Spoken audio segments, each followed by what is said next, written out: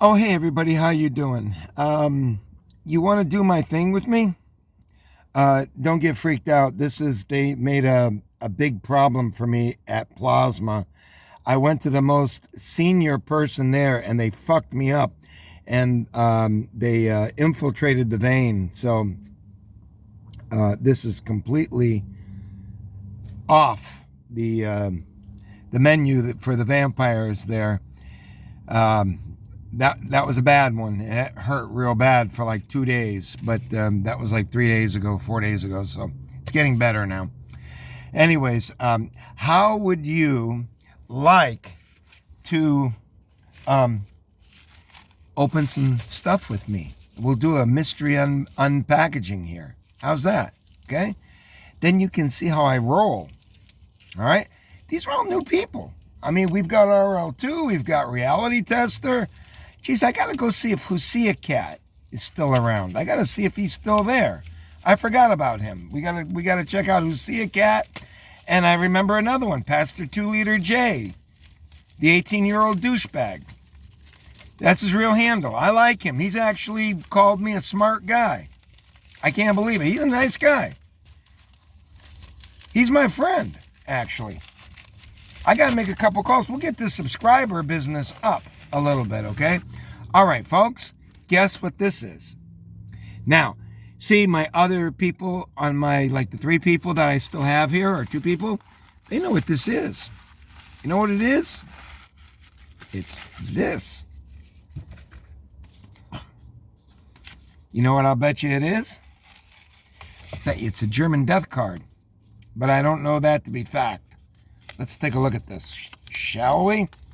And let's see if it's anything interesting. And then I'll give you a little bit of World War II knowledge. See? That's one of the reasons you come here, because if you're a mindless idiot, you won't be a mindless idiot for very long when you're here. You know why?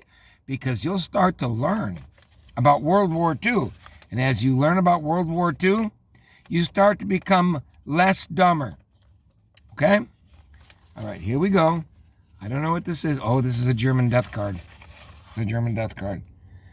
Okay, all right. I forgot what this is. Let's have a look at this one. All right, that's a handsome chap, as the Brits would say. This is Sebastian Agner. And let's have a look to see why I bought this card, because I always wind up buying these cards. And I'm going to show you the trick I've used now. The trick I've learned, I'll show you now, because I can do it. I buy these cards, and I'm very picky about it. They have to be something really unique about them, or I don't really play with them. I did before. I used to buy them, just to collect them and have some different cards. But now I really like to have the unique cards, okay? So I'm going to read this one to you, and I'm going to tell you, and I can't read German, but I'm going to show you a trick about Google Translate. I'm going to show you. All right. I'm not sure if this guy was SS. I'm not sure. But you know what we're going to do? We are going to learn the trick. I'm going to show you how to do it. You see this here tablet? Let me show you how you translate this out. Most of you already know this because I taught myself this, but it was like kind of accidental.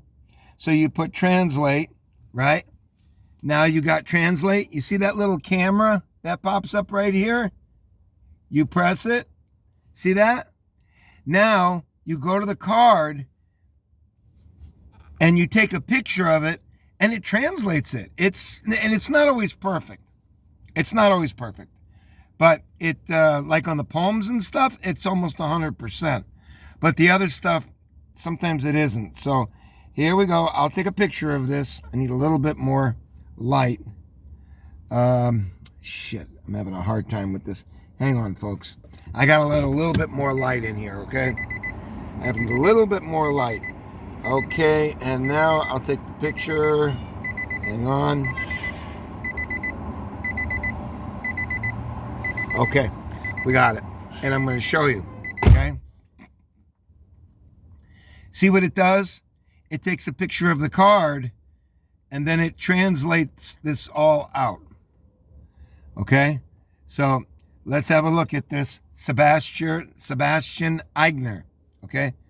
Aigner, farmer's son from Poldring, somewhere in Germany probably, or Austria. I don't know, whatever. Who died on June 12th, 1944. Now, most of you are mindless idiots when it comes to World War II, and you shouldn't be, because we learned an awful lot from World War II, and not just about fighting or weaponry. We learned a lot in terms of being smart and intelligent, okay? So now you're going to learn your first lesson on this channel to where you're not so dumb, like Dumb and Dumberer. Okay, what is the significance of dying on June 12th, 1944? That was Normandy. Okay, we went in on the 6th, I believe, of June. So this was, oh yeah, this was 1 week. This was 1 week after D-Day. D-Day plus 6 is how they refer to it. And what happened was this man died fighting the invasion, what they called the invasion, because it was a naval invasion. Normandy was. It was a massive, massive operation. And just to let you folks know, because you know that you never get out of a video here without being mocked, without being put down, given left-handed compliments, and boringly talked to. Now, it was my opinion that we should not have attacked at Normandy. That's my opinion, and I stick to it. You folks do not know how close we came to not being able to take. And that was a do or die. That was called an amphibious assault. There was no way for the men to turn around and go back. You made it or you died. That's what happens on an amphibious assault.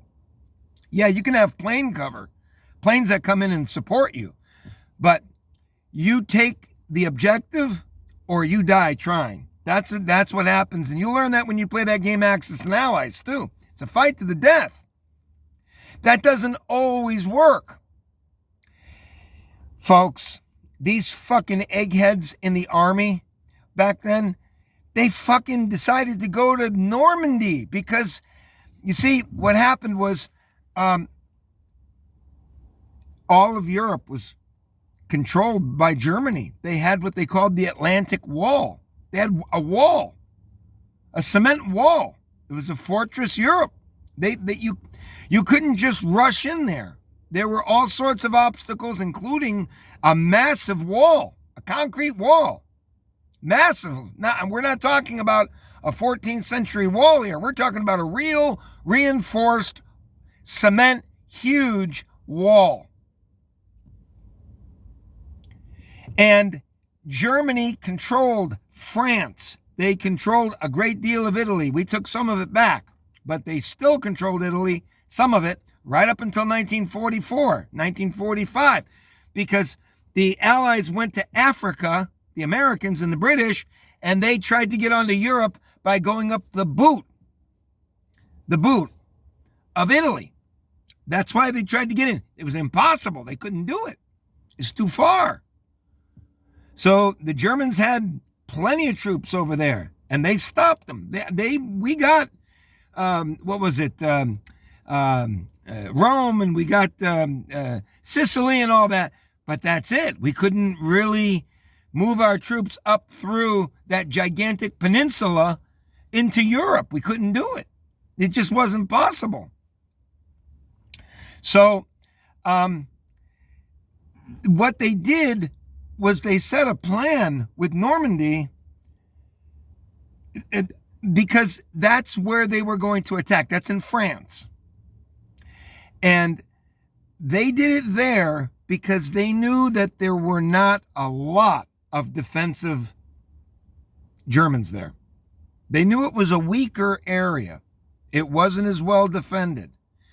What they didn't know is that all the tanks that they were bringing in there, the tanks were swimming tanks. How do you like that? You know why they were called swimming tanks? You won't believe me when I tell you. You won't believe me when I tell you.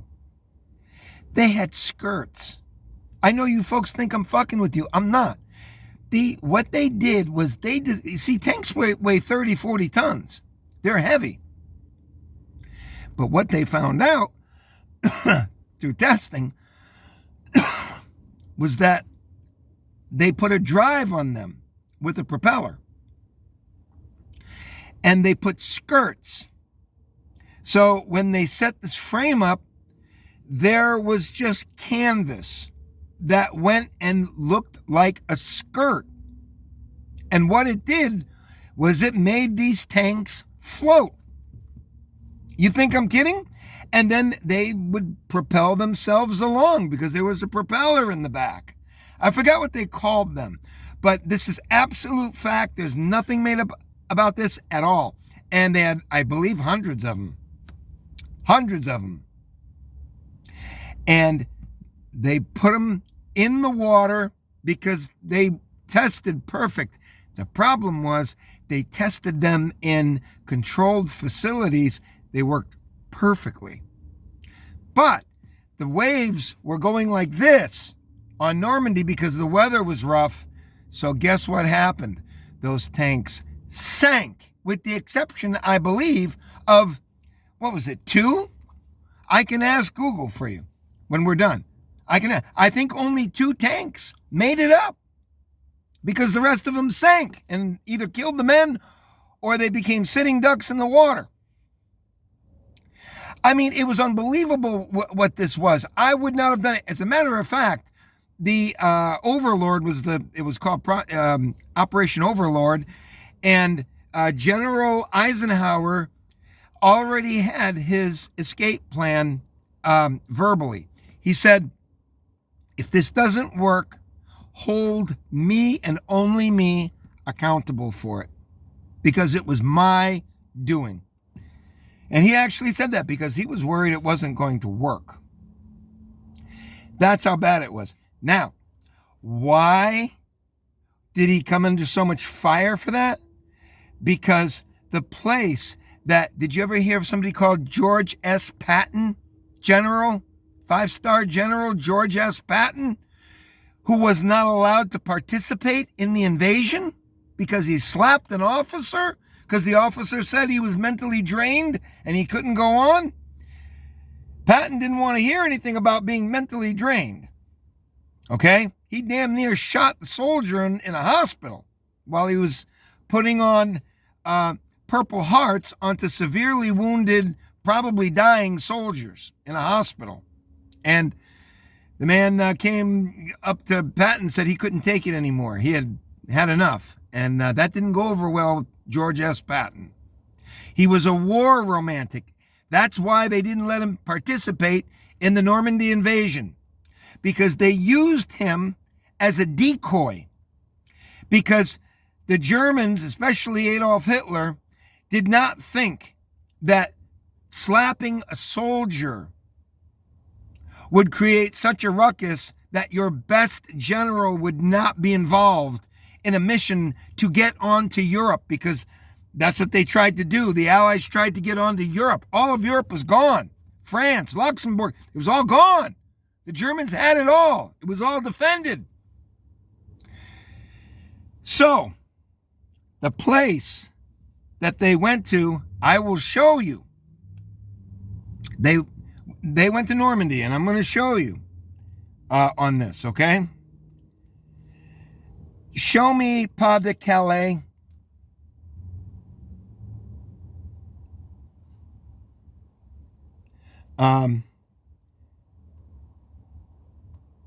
Show me Calais from World War II. Okay, Calais is the closest point to the UK. I believe it's 27 miles or less. 26 miles to England. They made a tunnel now there. There's a tunnel where traffic goes under the ocean. There's a tunnel. Okay, it goes from France, from Calais, France, into the UK. Right now, they do that. Cars. That's where General George Patton, said they had to invade. Because it was only 28 miles. They could have involved planes up the Ying. But they didn't go there. Because that's where Hitler expected everything to be. And all of his tanks and armor were there. He was expecting it. But I think it was a mistake going into Normandy. Because Calais was the closest. And this is 2 minutes and 55 seconds showing Calais. So let's have a look at it. Normandy was a real interesting thing because when we attacked D-Day, it was anything but for sure. This valiant English town is finally free of German shells. Oh, okay. I'm not going to get you involved into this. Calais, I'll show you the map. A map of Pas de Calais, World War II. These pictures should match. Okay. Calais was the closest point between the UK and the landmass of Europe. And that's where Patton wanted to go in, and he couldn't believe it when they decided to go much further out and more dangerously out to Normandy. It was extremely dangerous. The weather was bad. The men were getting shot before they even got in because a lot of them were drowning because it was rough seas. It was just horrific. I wouldn't have done it. Personally, I wouldn't have done it, but you'd think I'm a know-it-all. I wouldn't have done it. I would have bombed the living shit out of Calais. I would have sent in mine destroyers and you name it. I would have done whatever we had to do, and we would have went into Calais. I might have lost, but I would have taken 27 miles or 26 miles over Normandy any day of the week. And I would have had the private planes assisting in the bombing.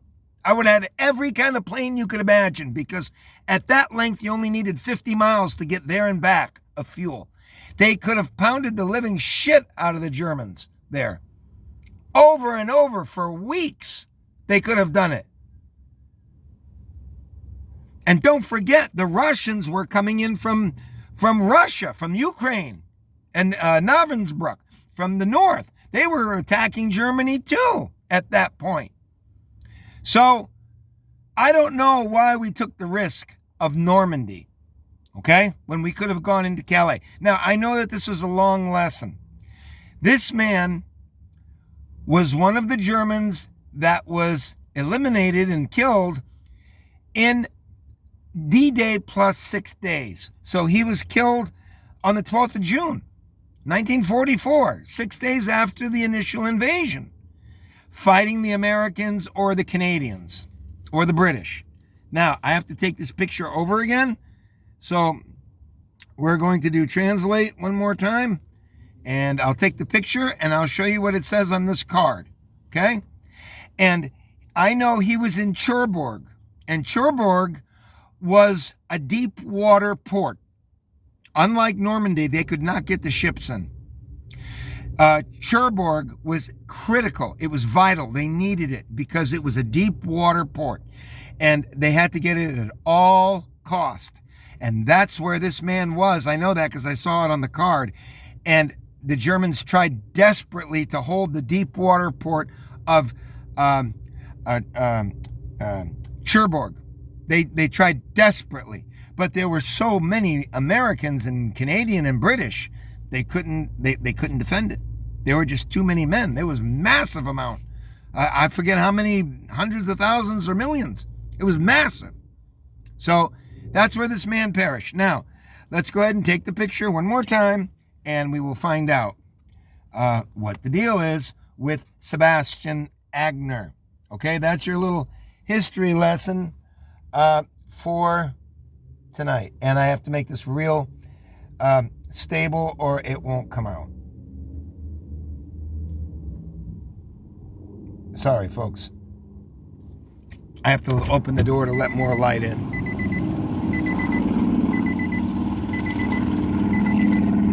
Hang on. This fucking tablet sucks shit so bad. I hate it.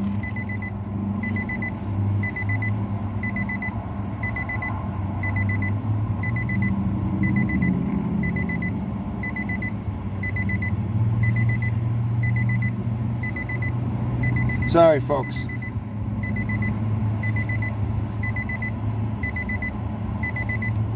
Now it's just trying to do a little bit of it. Sucks so bad. Hang on.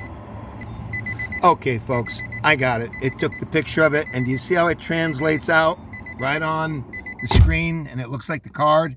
It changes the words from German to English. So I'll read this for you now, okay? Sebastian Agner, farmer's son from Poldering, private in an infantry regiment, who fell on June 12, 1944, Normandy +6, D-Day +6, Cherbourg Peninsula, which is in Normandy. It's a little bit further. And it's like it's like a big bulge that sticks out. It's a deep water port. They desperately needed to hold that, and they could not.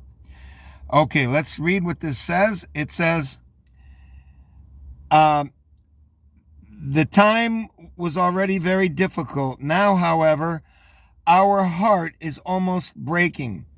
As a hero, you died too soon for us. We can't forget you. We can no longer confront you with nothing, not even a handful of blossoms. We couldn't see you die and not stand by your grave. Far your grave is, deep our pain. Now rest gently your faithful heart. You understand? It doesn't always get it perfectly, but you get the idea. So yes, you can talk about crocodile tears, whatever you want to talk about. But the families considered them heroes. Okay? So this man did the best he could, probably, to defend Cherbourg from the Allied invasion of that deep water port, which was so critical. And there is your World War II history lesson about Normandy, and I hope you've enjoyed this, or at least learned something from it, okay? Because World War II is important, folks. It's important. I'd like the kids to know something about this. It's important. Some of the men are still alive. They're old. They're 100 years old. But some of them are still alive. I love you. Take care. Subscribe.